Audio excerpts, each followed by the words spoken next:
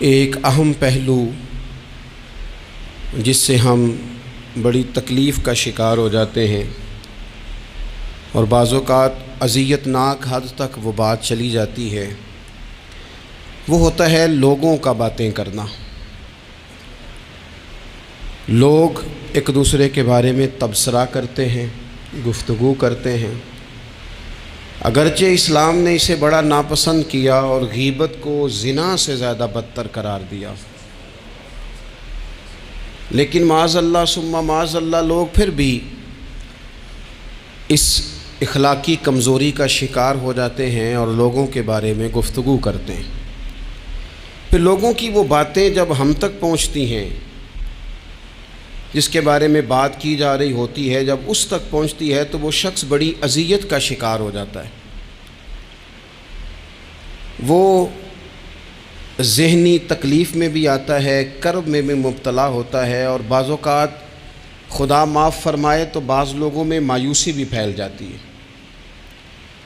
آپ قرآن مجید فرقان حمید کو دیکھیں تو اللہ تعالیٰ نے قرآن مجید میں فرمایا کہ وَإِذَا قِيلَ لَهُمْ آمِنُوا كَمَا آمَنَ النَّاسُ، جب منافقین سے کہا جائے کہ اس طرح ایمان لاؤ جس طرح کے باقی لوگ ایمان لائے ہیں، یعنی صحابہ کرام، قالوا تو وہ کہتے ہیں انؤمن کما آمن السفہاء، ہم اس طرح ایمان لے آئیں جس طرح معاذ اللہ یہ بیوقوف ایمان لائے، ان کی طرح ایمان لے آئیں۔ الا انہم هم السفہاء، اللہ فرماتے ہیں خبردار ہو جاؤ یہی بیوقوف ہیں، ولکن لا یعلمون، لیکن یہ جانتے نہیں، انہیں اس بات کی خبر۔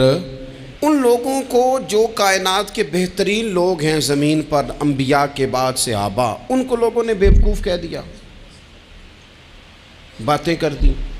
آپ قرآن مجید دیکھیے سورہ قلم کے اندر اللہ تبارک و تعالی نے اس بات کا بھی جواب ارشاد فرمایا ہے، جب لوگوں نے کہا تھا کہ معاذ اللہ حضور تو مجنون ہے، تو اللہ نے فرمایا محبوب آپ رب کے فضل سے مجنون نہیں ہیں، بلکہ اللہ نے آپ کو خلق عظیم کا مالک بنایا ہے۔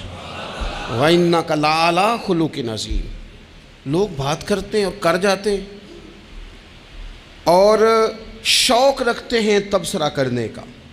تو میں نے بہت سارے لوگ ایسے زندگی میں دیکھے ہیں جو لوگوں کی باتوں کی وجہ سے اذیت میں آ گئے، تکلیف کا شکار ہو گئے، اور میں اور آپ تو کسی کھاتے میں نہیں۔ حضرت ابوبکر صدیق رضی اللہ تعالیٰ عنہ جیسے لوگ، افضل البشر بعد الانبیاء بالتحقیق حضرت صدیق اکبر، آپ قرآن مجید 30ویں پارے کی تلاوت میں یہ بات دیکھیں گے کہ جب حضرت ابوبکر صدیق نے غریب غلاموں کو خرید کر آزاد کرنا شروع کیا، حضرت بلال حبشی کو، حضرت عامر بن فہیرہ کو، اور کچھ غلاموں کو خرید کر آزاد کیا، تو لوگ کہنے لگے کہ یہ بلال نے کبھی کوئی احسان کیا ہوگا ابو بکر پر، تبھی تو خرید کے آزاد کیا ہے، ورنہ کیا ضرورت تھی اتنے پیسے لگانے کی، کوئی تو بات ہوگی۔ اللہ تعالیٰ نے اس کا بھی قرآن مجید میں اعلان فرمایا ابو بکر نے جو کیا ہے رب کی رضا کے لیے کیا ہے۔ تو گفتگو کرنا، بات کرنا، لوگوں کا اتنا یہ خطرناک مزاج ہے، ایک جملہ کہہ کے لوگ سائڈ پہ ہو جاتے ہیں، بندہ بیچارہ ساری رات تڑپتا رہتا ہے، ایک فکرے کا تبصرہ کر کے لوگ کونے میں چھپ جاتے ہیں، اور کسی آدمی کے لیے وہ اسے سولی پہ لٹکا جاتے ہیں، اپنی زبان کے تیروں سے لوگ پریشان کرتے ہیں۔ پہلے تو اللہ سے یہ معافی مانگیں کہ رب اس جرم سے ہمیں محفوظ فرمائے۔ اور اب تو لوگوں کی زبانیں اتنی لمبی ہو گئیں کہ وہ صحابہ تک چلی گئی ہیں، اہل بیت نبوت تک چلی گئیں۔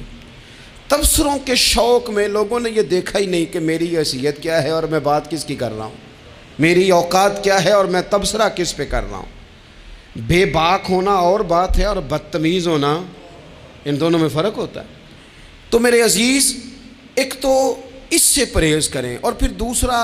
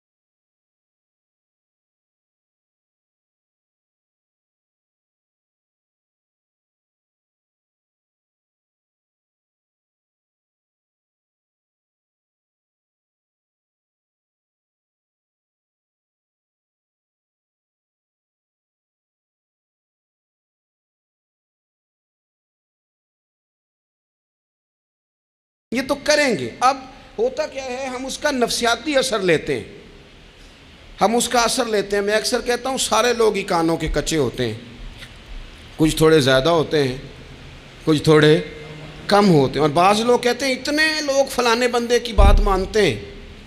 تو میں نے کہا دنیا میں تو آج بھی کافر زیادہ ہیں، کافر زیادہ ہیں، شیطان کے پیروکار آج بھی. تو زیادہ ہونا کوئی حق کی دلیل ہے ہمیشہ؟ یہ کیا بات ہوئی کہ فلانے کی اتنے لوگ بات مانتے ہیں؟ یہاں تو میں نے یہ دیکھا ہے اس معاشرے میں کہ جھوٹے سے جھوٹا آدمی، اس کے بھی فالور ہوتے ہیں.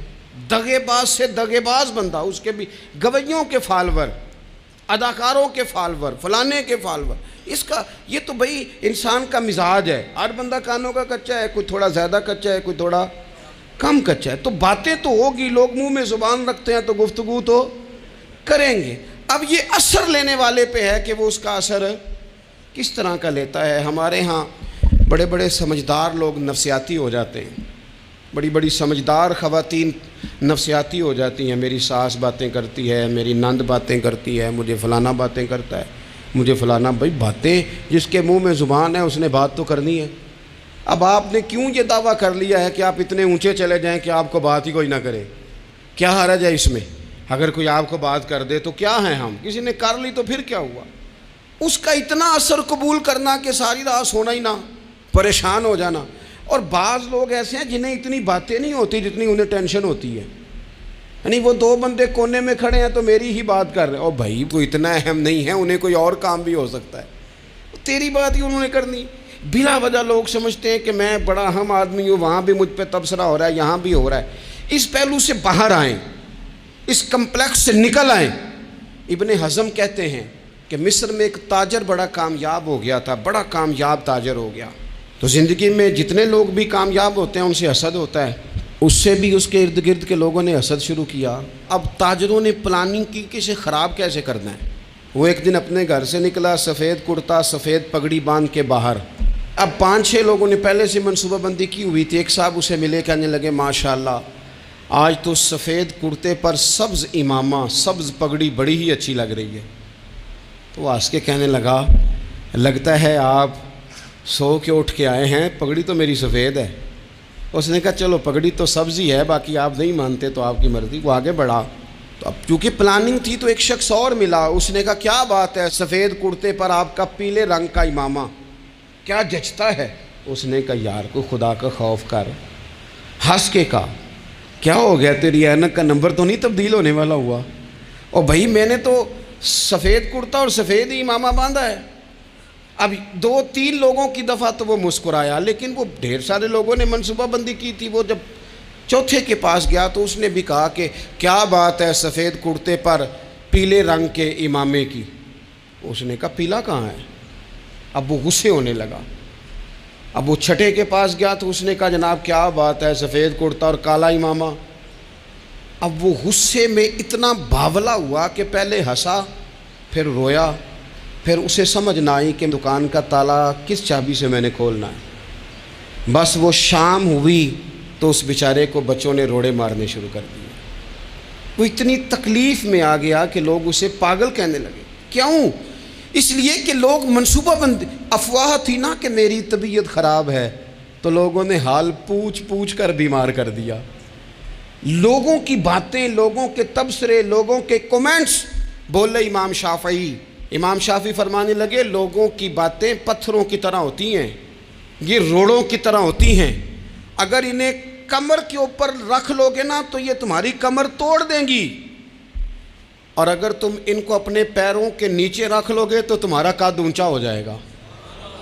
بس دنیا میں وہ لوگ پریشان ہوتے ہیں جو لوگوں کی باتوں کو کندھوں پر سوار کر لیتے ہیں. جو پیروں کے نیچے رکھے، جو پاؤں کے نیچے رکھے، ان کا قد. وہ پرانے زمانے میں نا عارف رومی رحمۃ اللہ علیہ فرماتے ہیں کہ ایک بیل گائے گر گئی تھی کنویں کے اندر.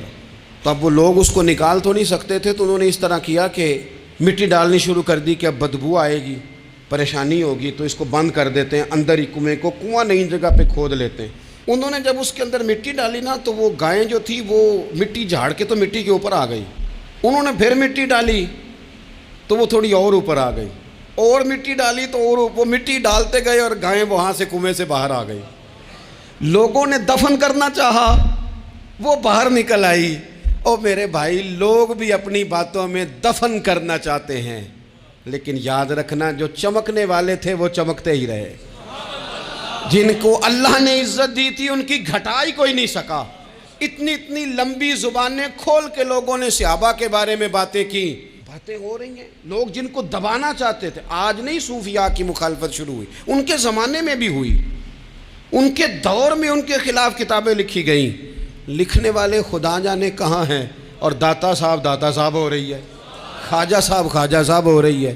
حضور غوث اعظم کے ان کے زمانے میں بھی ایسا نہیں ہوا کہ بڑی خوشی سے لوگوں نے آگے بڑھ کے پھول ڈالے ہوں. ان کے دور میں باقاعدہ جتھے تیار ہوئے, جتھے, اور پورا کام کیا گیا. اور ویسے بھی اگر کوئی شخص آپ کا مخالف ہی نہیں ہے تو پھر آپ کو چمکنے کا مزہ کیسے آئے گا؟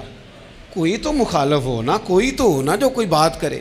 دیکھیں نا, اگر اندھیرا نہ ہو, رات نہ ہو, تو بلب کی کوئی اہمیت رہ جائے گی؟ یہ چمکتا ہی تب ہے جب اندھیرا زیادہ ہوتا ہے. ہم کہتے ہیں اندھیرا ہو گیا, اور بھائی تجھے چمکنے کا موقع دیا ہے اندھیرے نے, تجھے اس نے عروج دیا. تندی باد مخالف سے نہ گھبرا اے عقاب, یہ تو چلتی ہے تجھے اونچا اڑانے کے لیے. تو باتوں سے پریشان نہ ہو. میں نے کہا کہ اگر آپ باتوں کا پہاڑ بنا کے اوپر سوار ہو جائیں گے نا تو قد اونچا کریں گی باتیں.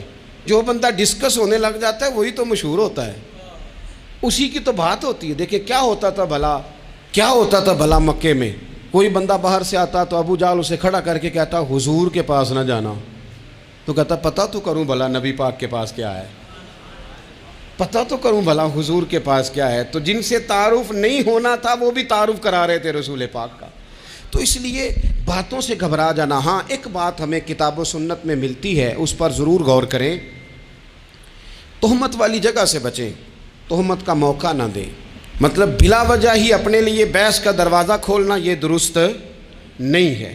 اپنے لیے ہم نہ دروازے کھول لیتے ہیں بحث کے, مفت کی بحث ہو رہی ہے, فلانا بھی ڈسکس کر رہا ہے. کچھ چیزیں ایسی ہوتی ہیں جو سب کی سمجھ کی نہیں ہوتی, وہ سب کے سامنے ڈسکس کرنا ضروری نہیں ہوتا. حضرت سیدنا ابو ہریرہ رضی اللہ تعالیٰ عنہ فرمایا کرتے تھے, مجھے نبی پاک علیہ السلام نے علم کی 2 تھیلیاں دی ہیں, میں نے ایک کھولی ہے تمہارے سامنے, ایک کھولی ہے, دوسری نہیں کھولوں گا. اس لیے کہ ہر بندے کو بات اس کے ظرف کے مطابق کرنی چاہیے. تو موقع نہ دیں. نبی پاک صلی اللہ علیہ وسلم نے فرمایا, اس بندے نے اپنی, یہ بخاری میں موجود ہے, فرمایا اس نے اپنی عزت اور اپنی جان کو محفوظ کر لیا جو فتنے والی جگہ سے بچ گیا. جہاں تہمت لگ سکتی ہے اس جگہ سے بچیں. جان بوجھ کے لوگوں کو موقع نہ دیں باتیں کرنے کا, جان بوجھ کے موقع نہ دیں. جامع ترمذی کے اندر حدیث موجود ہے, حضرت سیدنا عمر فاروق رضی اللہ تعالیٰ عنہ نے ایک موقع پر اجازت مانگی تھی نبی پاک صلی اللہ علیہ وسلم سے. عرض کیا, یا رسول اللہ صلی اللہ علیہ وسلم, مجھے آپ اجازت دے دیں, میں عبداللہ بن ابی سلول کی گردن اڑا دوں, یہ منافق بار بار آڑے آتا ہے, بار بار تکلیف دیتا ہے, آپ مجھے اجازت دیں میں اسے قتل کر دوں. تو اب وہ چونکہ کلمہ پڑھتا تھا, ساتھ تو رہتا ہی تھا نا, بہت سارے لوگ اسے مسلمان جانتے تھے. تو حضرت سیدنا عمر فاروق رضی اللہ تعالیٰ عنہ نے اجازت چاہی, کہ یا رسول اللہ صلی اللہ علیہ وسلم اگر آپ مجھے اجازت دے دیں, یہ ترمذی میں موجود ہے, یعنی آپ اس جگہ سے بچیں جہاں تہمت لگ سکتی ہے, جہاں بلا وجہ کسی شخص کو شر پھیلانے کا موقع مل سکتا ہے. یا رسول اللہ مجھے اجازت دے, میں عبداللہ بن ابی سلول کی گردن اڑا دوں. تو نبی پاک صلی اللہ علیہ وسلم نے فرمایا کہ عمر, اگر میں تمہیں ایسا کرنے کی اجازت دوں گا تو لوگ کہیں گے کہ اب اپنے قریبیوں کو انہوں نے مروانا شروع کر دیا ہے, ساتھ والوں کو ہی مروانا شروع, لوگ تو اسے مسلمان سمجھتے ہیں نا. تہمت والی جگہ سے. بلکہ بخاری شریف میں اسی طرز کا ایک اور پیغام بھی ہمارے لیے موجود ہے. یہ جو حرم شریف آج ہمارے سامنے ہے نا, بیت اللہ شریف, اس میں ایک پیچھے مقام ہے جس کو حتیم کہا جاتا ہے. یہ خانہ کعبہ کا حصہ ہے.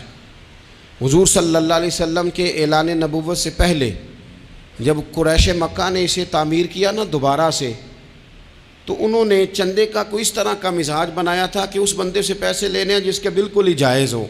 اس ترتیب سے انہوں نے خانہ کعبہ کی تعمیر کی کہ پھر وہ ساری تعمیر نہ کر سکے, حتیم باہر رہ گیا. تو نبی پاک صلی اللہ علیہ وسلم نے ایک دن فرمایا, بخاری میں موجود ہے, حضور فرمانے لگے, عائشہ اگر تمہاری قوم جاہلیت کے قریب نہ ہوتی کیونکہ ابھی قریب قریب جاہلیت چھوٹی ہے نا، ابھی لوگوں نے کلمہ پڑھنا شروع کیا ہے۔ فرمایا اگر یہ جاہلیت کے قریب نہ ہوتے تو میں کعبے کو انہی بنیادوں پر دوبارہ بنا دیتا جن بنیادوں پر حضرت ابراہیم علیہ السلام نے بنایا تھا، لیکن چونکہ یہ جاہلیت کے قریب ہیں، ان کی سمجھ میں چیز نہیں آئے گی، یہ شک میں پڑ جائیں گے، پریشان ہو جائیں گے، لہذا میں یہ کام نہیں کرتا۔ بہت ساری چیزیں ایسی ہیں کہ جن کی وجہ سے بعض سادہ لوگ ابہام کا شکار ہوتے ہیں، ابہام کا۔ ہمارے علماء نے اس طرح کیا کہ بڑے طے کر کے عقائد کے عنوانات امت تک پہنچائے۔ ہر آدمی ہر شعبے کا اسپیشلسٹ نہیں ہوتا، بہت ساری لوگ باتیں مریض کے سامنے کرنے والی نہیں ہوتی، وہ صرف لواحقین کو بتانے والی ہوتی۔ پھر کچھ لوگ اور آئے جنہوں نے کہا کہ ہم تو ایفیشنسی دکھائیں گے، کچھ خاص ہر بات کھول کر لوگوں کے سامنے رکھیں گے، تو اس کا نقصان پھر یہ ہوتا ہے کہ سادہ لوگ مشکلات کا شکار ہوتے ہیں۔ وہ پھر جب کہتے ہیں ہر چیز ڈسکس کر لینی چاہیے تو پھر باتیں دور نکل جاتی ہیں۔ پھر لوگوں نے انبیاء کرام علیہم السلام کی اجتہادی خطاؤں کو ڈسکس کرنا شروع کیا۔ ربنا ظلمنا انفسنا، اگر حضرت آدم یہ لفظ کہیں تو ان کے لیے تو ٹھیک ہے، لیکن اگر کوئی غلام اور امتی اور بیٹا اٹھ کے یہ لفظ کہے تو اس کے لیے ٹھیک نہیں ہے۔ تو میرے عزیز ایسے کام نہ کریں جس کی وجہ سے بلا وجہ بحث کا۔ ہمارے یہاں کچھ لوگوں کو شوق ہے خبروں میں رہنے کا، وہ ایسی باتیں چھیڑتے ہیں جن سے نہ وہ خبروں میں رہ سکیں۔ میں نے دیکھا ہے وہ کہتے ہیں جی میں نے کوئی انوکھی بات کرنی ہے۔ بھئی انوکھی بات کرنے سے بندہ مشہور تو ہو جاتا ہے۔ ہمارے زمانے میں مشہور ہی وہ ہوتا ہے جو دوسروں سے ذرا ہٹ کے بات کرے، انوکھی کرے۔ وہ ہمارے لطیفہ لکھا ہے نا، ایک اہل عرب کا ایک ہجا نام کا عربی کا ایک لطائف سنانے والا شاعر ہے، تو وہ کہتا ہے کہ ایک شخص نے ایک دفعہ کہہ دیا تھا گدھا کھانا جائز ہے۔ بڑے بڑے علماء اس کے گھر چلے گئے کہ بھئی کوئی دلیل، کوئی جزیہ، کوئی کہاں سے، کوئی کتاب، کوئی حوالہ، کوئی شے۔ اس نے کہا روز آؤ گے ایک ایک بندے کو بتاؤں گا، کٹھا اسٹیج لگاؤ، ایک ہی دفعہ حوالے دیتا ہوں، روز نہیں دیے جاتے۔ وہ اسٹیج لگ گیا، دنیا جمع ہو گئی، جنہوں نے کبھی ٹائم نہیں نکالنا، تو یہ ذرا انوکھی بات جو کر رہا تھا، تو سارے لوگ آ گئے۔ تو وہ اسٹیج پہ چڑھا تو کہنے لگا مجھے جانتا کوئی نہیں تھا، چلو اب بدنام جو ہوں گے تو کیا نام نہ ہوگا، اب قیامت تک کہو گے تو صحیح نا۔ وہ اس مولوی دے گھر جنہیں ایک بار آکھیا نہیں سی گدھا کھانا جائز ہے، چلو بدنام جو ہوں گے تو کیا۔ تو بہت سارے ایسے لوگ ہیں جو ہیں بدنام، پر چلو نام تو ہو گیا نا، بدنامی صحیح، شرارت صحیح، شیطانیت صحیح، لیکن نام تو ہو گیا۔ تو اس لیے کوئی ایسا انوکھا کام جس سے لوگوں کی، میں آپ سے بڑی گزارش سے عرض کروں، اعلیٰ حضرت بریلوی رحمۃ اللہ علیہ نا، لالٹین کے اندر مٹی کا تیل جلایا جاتا ہے ہمارے ہاں، تو مٹی کا تیل ظاہر ہے اس سے بدبو آتی ہے، تو مسجد میں وہ جلانا جائز نہیں تھا۔ تو ایک صاحب ارنڈی کا تیل لائے، وہ خوشبو والا ہوتا ہے، وہ لا کے انہوں نے نا اعلیٰ حضرت بریلوی رحمۃ اللہ علیہ کو لالٹین میں ڈال کے دیا اور کہا کہ یہ مسجد میں اس کو جلاتے ہیں چونکہ اس کے اندر سے خوشبو آتی ہے، بدبو نہیں آتی۔ تو وہ جو شرعی عذر ہے نا، حضور نے فرمایا کہ جمعے والے دن غسل کر کے آؤ تاکہ کسی کے پسینے سے ایک دوسرے کو تکلیف نہ ہو۔ کچا لہسن پیاز کھا کے مسجد آنا اس لیے منع کر دیا گیا کہ منہ کی بدبو سے تکلیف ہو، تو مسجد میں کوئی ایسی چیز جو بدبو کا باعث بنے منع ہے۔ اب انہوں نے وہ تیل لا کے لالٹین میں ڈالا جس سے خوشبو آتی تھی اور لالٹین بھی روشن ہوتی تھی۔ تو اعلیٰ حضرت فاضل بریلوی رحمۃ اللہ علیہ اپنے اس خادم سے فرمانے لگے کہ اب لوگ تو آئیں گے نا، تو ہمارے علاقے میں تو ساری دنیا مٹی کے تیل سے ہی چلاتی ہے، تو اب آپ نے ایک خوشبو والا تیل لا کے ڈال تو دیا ہے اس کے اندر لالٹین میں، پر یہ لوگوں کو بتائے گا کون کہ یہ تیل وہ نہیں ہے؟ لوگ تو یہاں سے دیکھ کے جائیں گے اور جا کے کہیں گے کہ اتنے بڑے عالم کی مسجد میں اگر جل رہا ہے تو ہم کیوں نہ جلائیں۔ تو فرمانے لگے وہ شخص کے حضور پھر حال کیا ہے؟ فرمانے لگے آپ فرضوں کا سلام پھیر کے دعا سے پہلے لالٹین کے پاس کھڑے ہو جائیں اور جو بندہ گزرے اسے بتاتے جائیں کہ یہ مٹی کا تیل نہیں، یہ مٹی کا تیل نہیں، یہ مٹی کا تیل۔ ہر شخص کے ذہن تک بات اتر جائے تاکہ لوگ کسی ایسی چیز کا شکار نہ ہو جائیں جس سے کہ ان کے مزاج میں کوئی غیر شرعی چیز عروج پکڑ لے۔ تو میرے عزیز ہم نہ کچھ بدگمانیاں لوگوں کے اندر لوگ ڈالتے ہیں۔ ہمارے ہاں بالخصوص پاکستان میں جب سے سیاسی فرقہ واریت شروع ہوئی ہے، سیاسی ہماری قوم کا مزاج اتنی بری طرح خراب کیا گیا ہے. ہمارے نوجوان بچے جو بڑے سنجیدہ پڑھے لکھے، ان کی گفتگو اپنے سیاسی مخالف کے بارے میں اتنی لوز کر دی گئی ہے، اتنی کمزور کر دی گئی، اتنی خوفناک کر دی گئی ہے کہ اس طرح تو کبھی نہیں ہوا تھا. یہ مزاج جو لوگوں کو دیا جا رہا ہے، قومیں اپنے اخلاق کے طور پر زندہ رہتی ہیں. بد اخلاقیاں کبھی بھی انسانوں کو اونچا کر سکتی، پیچھے رہ جاتے ہیں لوگ. تہذیب کسی سوسائٹی کا حسن ہوتا ہے، اور اگر ایک سیاسی مخالف کے لیے آپ کا یہ والا مزاج بن جائے، اپنے سیاسی قد کو اونچا کرنے کے لیے آپ ان چیزوں کا سہارا لیں، یہ درست نہیں ہے. اخلاقی رویے میں کہوں گا کسی بھی سیاسی جماعت سے وابستگی ہے وہ 100% رکھے جو اس کی سمجھ میں آتی ہے، لیکن اپنے اخلاقی مزاج کو کبھی کمزور نہ ہونے دے، اخلاقی رویہ کبھی کمزور نہ ہونے دے. یہ کیسے ہو سکتا ہے؟ دیکھیں، ابو جہل، ابو لہب، عتبہ، عتیبہ، شیبہ، وہ وہی باتیں کر سکتے تھے جو ان کے مزاج کی تھیں، جو آج تک لوگ کسی بھی دیندار کے بارے میں کرتے ہیں. تو انہوں نے وہی باتیں آ کے کی تھی جناب ابو طالب کے ساتھ. انہوں نے کہا تھا کہ اگر معاذ اللہ ان کو دولت چاہیے تو ہم دیتے ہیں. بڑے سے بڑے مخلص آدمی پر آج لوگ دعویٰ نہیں کرتے کہ دولت کے لیے لگا ہوا ہے. انہوں نے کہا دولت چاہیے تو دیتے ہیں، اگر کسی خاتون سے نکاح کرنا چاہتے ہیں تو کرا دیتے ہیں، سرداری چاہیے تو دے دیتے ہیں. اب یہ سوچ ہی اتنی ہے، اس سے آگے جاتی نہیں. وہ معاذ اللہ حضور کے بارے میں اور بھی باتیں کرتے، یہ شاعر ہیں، یہ جادوگر ہیں، یہ فلاں ہیں. لیکن میرے نبی پاک علیہ الصلوۃ والسلام نے کبھی بھی ان کی ذاتی زندگی کو ڈسکس نہیں کیا، کبھی نہیں کیا.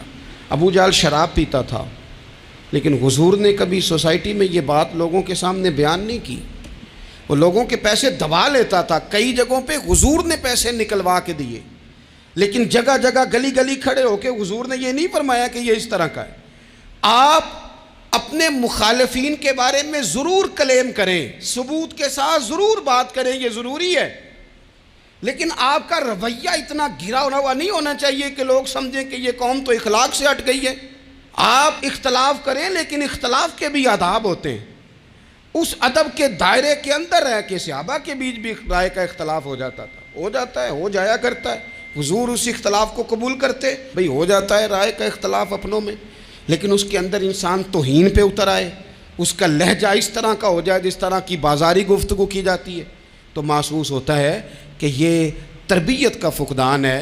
یہ لہجے باوقار لوگوں کے نہیں ہوا کرتے. لہجے کو کبھی برا نہ ہونے دیں، انداز کو. لوگ آپ کو چھیڑیں گے، اپنی جگہ پہ کھینچ کے لانے کی کوشش کریں گے، بڑا کچھ لوگ کریں گے، لیکن آپ اپنی جگہ سے آپ تبدیل نہیں ہوں گے. آپ کہیں گے یار میرا ایک معیار ہے، میری ایک حیثیت ہے، میں اپنی حیثیت چھوڑ سکتا؟ میں اپنی حیثیت نہیں چھوڑ سکتا. ہر بندے کو آپ ڈسکس کریں گے. تو تہمت والی جگہ سے ضرور بچیں، بدگمانی سے ضرور بچیں، لیکن ہر شخص کو اس کے معیار کے مطابق اتر کا جواب دینا یہ باوقار لوگوں کا سٹیٹس نہیں ہوتا. وہ کہتے ہیں جا بات کر، جا کے تو کون ہوتا ہے، تیری بات کرے اب ہم ہر شخص کے منہ لگیں، یہ کیسے ہو سکتا ہے؟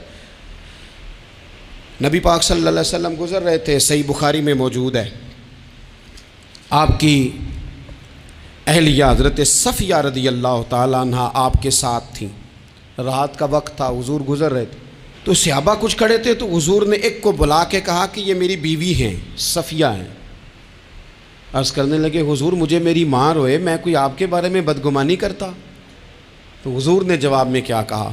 محبوب فرمانے لگے جس طرح رگوں میں خون گردش کرتا ہے نا، شیطان بھی اسی طرح ہی گردش کرتا ہے. گویا حضور بتا رہے ہیں کسی وقت بھی بدگمانی پیدا کر دیتا ہے. میں تمہیں بتا رہا ہوں کہ اپنی اہلیہ کے ساتھ جا رہا ہوں، میری بیوی ہے. کوشش کریں کہ آپ اس جگہ سے بچیں جہاں باتیں ہو رہی ہوں.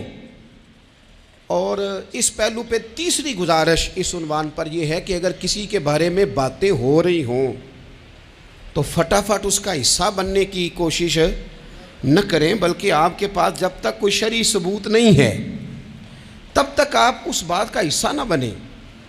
ہمارے ہاں بات ہو رہی ہوتی ہے تو دو چار بندے دوڑ کے نا اپنا بھی حصہ ڈالتے ہیں، بلکہ میں بڑی ذمہ داری سے یہ بات عرض کروں گا، بات لمبی ہوتی تب ہے جب کوئی بندہ درمیان میں کہہ دیتا ہے نا نہیں تجھے تو تھوڑا پتہ ہے، تھوڑا میں بھی کرتا ہوں.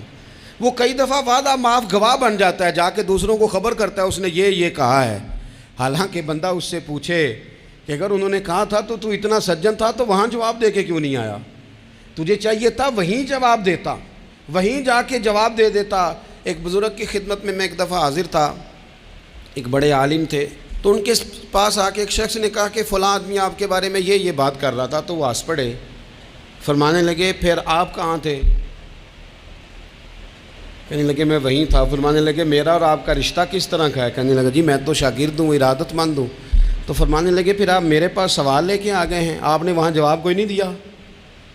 فرمانے لگے اب تو میرے سامنے بیٹھ، پہلے اس سوال کا جواب میں تجھے دوں، پہلے تجھے قائل کروں۔ اگر تو قائل ہوتا نا تو پھر تو یہ بات لے کے میرے پاس نہ آتا، پھر تو وہاں تو کلیئر کر آتا۔ تیرے اندر کجی ہے، تو بات کا حصہ بنا ہے، اور میرے نزدیک اس سے بڑا تو مجرم ہے کہ تو نے بات کو سنا ہے۔ وہ تو کوئی ہے، اور تو اپنا تھا، تو نے اپنا ہو کے یہ باتیں سنی، تو نے ہاں کی، تو وہاں بیٹھا رہا، تو اپنا تھا۔ اور حضور نے فرمایا محبت تو بندے کو اندھا بہرا اور گونگا کر دیتی ہے، جو کسے دا عاشق ہوئے ہوتے گل اسے دی کردا ہے، 100 مکر بہانے کر کے او دے ہی مرنے مردا ہے۔ تو نے سن کیسے لی؟ تیرے کانوں نے گوارا کیا؟ پہلے تو مطمئن ہو نا، تو اگر مطمئن ہوتا تو بات آگے وہیں جواب دے کے آتا۔ جب تو ہی غیر مطمئن ہے تو میں کسی اور کو کیا جواب دوں؟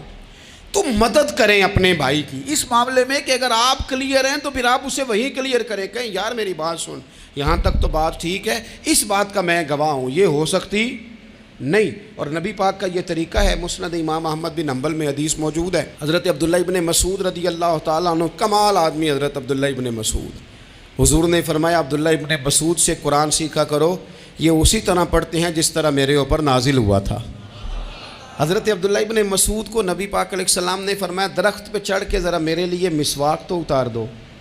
حضرت عبداللہ ابن مسعود کی پنڈلیاں پتلی پتلی تھی، ٹانگیں پتلی تھیں، وہ درخت پہ چڑھے، ہوا چلی تو کپڑا تھوڑا ہٹ گیا، تو بعض لوگ ان کی پتلی پنڈلیوں کا مذاق اڑانے لگے، معاذ اللہ، دیکھو کیسی باریک باریک پنڈلیاں ہیں، کیا انداز ہے۔ اب حضور بیٹھے ہیں نا، تو انہوں نے جو بات کی تھی وہ بات بھی درست تھی، پنڈلیاں واقعی پتلی تھیں، اور کوئی بھی اس انداز میں دیکھتا تو شاید مسکراتا۔ جب انہوں نے کہا نا دیکھو پتلی پنڈلیاں، تو حضور نے ہمارے لیے طریقہ کیا چھوڑا، ہمارے لیے سیرت کیا چھوڑی۔ حضور سید عالم فوراً ارشاد فرمانے لگے، نبی پاک فرمانے لگے چپ کرو، تم میرے عبداللہ کی پنڈلیوں کو پتلا پتلا کہہ رہے ہو نا، قیامت کے دن جب میزان لگے گا اور ان پنڈلیوں کا تمہیں وزن پتہ چلے گا، پھر پتہ چلے گا میرے عبداللہ کی شان کیا ہے۔ یہ بڑی وزنی پنڈلیاں ہوں گی، جب ان کا میزان پر وزن تو لگے تو آپ دفاع کریں۔ نبی پاک صلی اللہ علیہ وسلم نے فرمایا اگر کسی جگہ تیرے بھائی کی عزت پر حملہ ہو رہا تھا اور تو بچانے پر قادر تھا، اور تو نے اس کی عزت سے اس شر کو روک دیا، کہا نہیں یار ایسی بات نہیں ہے، تم غلط کہہ رہے ہو، فرمایا اگر تم کسی کی عزت کا دفاع کرو گے تو فرمایا جہاں تمہاری عزت خراب کی جا رہی ہوگی رب وہاں تمہاری عزت کا دفاع فرمائے گا، اللہ تمہاری عزت کا محافظ بن جائے گا۔ لیکن ہم کیا کرتے ہیں، ہم لوگ باتیں کر رہے ہوتے ہیں تو ہم ان باتوں میں ایک بات اور شامل کرتے ہیں، ہم ان باتوں میں ایک بات اور شامل کر لیتے ہیں، اور انداز اختیار کر لیتے ہیں، اور جو آپ کے حق میں ہے اس نے مخالف نہیں ہونا، اور جو مخالف ہے اس نے کبھی حق میں چھوڑیں۔ آپ کس کو قائل کر رہے ہیں؟ جس کی سمجھ میں آتی ہے وہ قبول کرے، نہیں آتی تو دروازہ کھلا ہے، کہیں اور تشریف لے جائے۔ ہمارا یہ مزاج بن گیا کہ بلا وجہ کی وضاحتیں بھی بندے کو کمزور کرتی ہیں، بلا وجہ ہم کمزور پڑ جاتے ہیں، تھوڑے بے نیاز ہو جائیں، چھوڑیں کچھ بے نیاز بنے، طبیعت کوئی بے نیاز، ہم نہ بے نیاز نہیں ہوتے، ہر بات کو سوچتے ہیں، ہر بات کی وہ جی وہ فلانے نے پتہ کیا کہا ہے، تو بڑی معذرت سے بالخصوص خواتین کا مسئلہ ہوتا ہے، وہ کہتے ہیں پوری دسو، نہیں دسو نے آکھیا کی، بھئی آپ نے کیا کرنا ہے، اس کے لیے پھانسی کا حکم لگانا ہے، آپ نے چھوڑ دیں، بات ہو گئی ختم ہو گئی۔ اپنی زندگی میں تھوڑی سی بے نیازی بھی پیدا کریں، تھوڑی سی بے نیازی، ہر ایک کی بات سننا، ہر ایک کی بات پر غور کرنا، ہر بندے پر تبصرہ شروع کر دینا، وہ تو تکلیف آ جائے گی۔ وہیں سے جہاں سے بات شروع کی تھی پھر وہیں لاتا ہوں کہ باتوں کا اثر لیں لیکن صرف خیر کی باتوں کا اثر لیں، لیکن صرف اچھے لوگوں کی باتوں کا، ہر ایک کی بات کا اثر لوگے لوگ دو قدم نہیں چلنے دیں گے۔ اور دوسرا میں آپ کو بڑی ذمہ داری سے عرض کرتا ہوں، ہم ویژن والے لوگ ہیں، ہماری 1400 سال کی تاریخ ہے، ہم ویژن والے لوگ ہیں۔ یہ نہیں ہے کہ ادھر ایک بندہ آیا تو تھوڑی سی ہم اس کے پیچھے چلے جائیں گے، پھر کل ایک اور آئے گا تو تھوڑا سا اس کے پیچھے چلے جائیں گے۔ یہ تو وہ لوگ ہوتے ہیں جن کے پیچھے بنیاد نہیں ہوتی۔ اور جن کی پوری بنیادیں ہونا، وقت زیادہ ہو گیا ورنہ میں آپ کو اپنی سند پڑھ کے بتاتا کہ ہماری سند امام بخاری تک کیسے جاتی ہے اور امام بخاری کی رسول پاک تک کیسے جاتی ہے۔ یہ تو ایک تسلسل ہے۔ تو اس لیے بڑی جلدی آزمائش کا شکار نہ ہوا کریں۔ باتیں کس لیے؟ جو بندہ ویلا ہے اس نے بھی 4 باتیں، تو ہر بات کا اثر نہ لیں۔ بالخصوص جوانوں سے کہتا ہوں، ٹارگٹ اچیو کرنے کے لیے سب سے پہلے تو مقاصد کا تعین کرے جانا کے دور، پھر اس پہ لگ پڑے۔ باتیں ہوتی رہیں گی لیکن باتوں کو پشت پہ سوار نہیں کرنا، باتوں کو پاؤں کے نیچے رکھنا ہے، قد اونچا ہو جائے گا، قد اونچا ہو جائے گا۔ پشت پہ سوار کرو گے تو گردن ٹیڑھی کر دیں گے۔ آپ بس بڑھتے جائیں۔ گھوڑا جب دوڑتا ہے تو اس کے پیروں کو جھاڑیاں لگتی ہیں، لیکن اگر دوڑتا رہے تو کوئی جھاڑی کہیں رہ جاتی ہے، کوئی کہیں رہ جاتی ہے۔ باقی مخلوق کرتی ہے باتیں، وہ کرتی رہے گی۔ آپ آگے بڑھیں، سفر کرتے رہیں۔ سفر بہت سارے باتیں کرنے والے وہیں رہ جاتے ہیں اور کام کرنے والے کہیں کے کہیں پہنچ جاتے ہیں۔